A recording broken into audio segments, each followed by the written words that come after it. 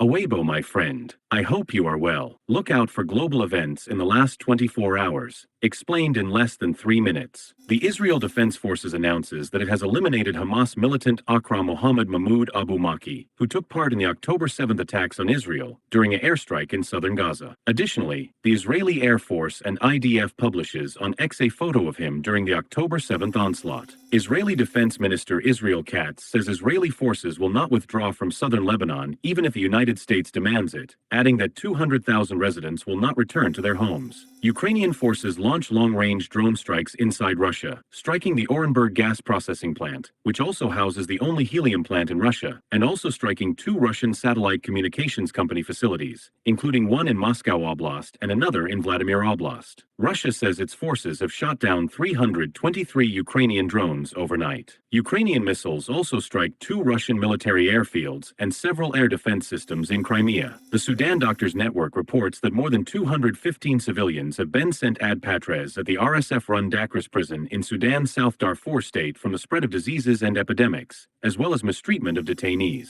A doublet earthquake, consisting of a magnitude 7.24 shock and a magnitude 7.5 main shock, strikes the Venezuelan state of Yaracuy. Severe damage and collapsed buildings are recorded in Caracas, with casualties being unknown. The U.S. military will require recruits to take the influenza vaccine amidst an influenza outbreak at the Lackland Air Force Base in Bahar County, Texas, U.S. The move comes after U.S. Secretary of Defense Pete Hegseth lifted the military vaccine mandate. Colombian Historic Pact's candidate Iván Cepeda concedes defeat in the presidential election won by Abolardo de la Espriella. Global oil prices fall to their lowest level since February 27th, the day before the war started on February 28th. Additionally, Brent crude futures dropped to $73 a barrel. Russian Yabloko deputy leader Maxim Kruglov is convicted and will face 7 years in prison over his anti-war stance on social media, including remarks about the Russian army. The 2026 FIFA World Cup saw Czechia lose 0-3 against Mexico, South Africa win 1-0 against South Korea, Switzerland win 2-1 against Canada, and Bosnia win 3-1 against Qatar, Scotland lose 0-3 against Brazil, and Morocco win 4-2 against Haiti. The next matches are Turkey versus the United States, Paraguay versus Australia, Curaçao versus Côte d'Ivoire, Ecuador versus Germany, Japan versus Sweden, and Tunisia versus the Netherlands. This was all to look out for today, my friend. If you like my work, share this video with your friends so they can look out as well. Until then, look out for tomorrow.